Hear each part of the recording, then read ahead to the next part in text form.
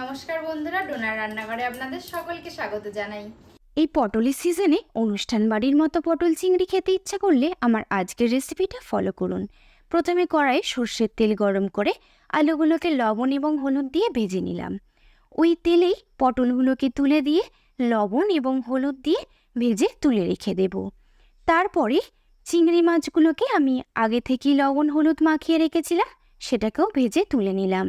ওই তেলের মধ্যেই তেজপাতা, শুকনো লঙ্কা, দারচিনি, এলাচ, গোটা জিরে ফোড়ন দিয়ে 5 সেকেন্ড ভেজে তার মধ্যে সরু করে কাটা পেঁয়াজগুলো হালকা রং ধরা পর্যন্ত ভেজে তার মধ্যে 1 চামচ রসুন বাটা, 1 চামচ আদা বাটা, 1 চামচ হলুদ গুঁড়ো, 1 চামচ লঙ্কার গুঁড়ো, 1 চামচ কাশ্মীরি লঙ্কার গুঁড়ো, 1 কাপ টমেটো কুচি, পরিমাণ মতো লবণ, চিনি দিয়ে মশলাটাকে খুব ভালো করে কষিয়ে নিলাম।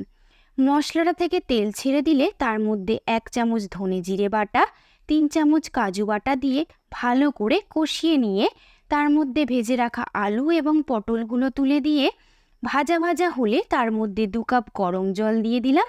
পটলগুলো সেদ্ধ হয়ে এলে ভাজা চিংড়ি মাছগুলোকে তুলে দিয়ে আরও 1 মিনিট রান্না করে নিলাম। নামানোর আগে কাঁচা লঙ্কা এবং গরম মশলা দিয়ে নামিয়ে নিলাম। তৈরি হয়ে গেল দুর্দান্ত স্বাদের পটল চিংড়ি। এটা গরম ভাতের সাথে খেতে দুর্দান্ত লাগে।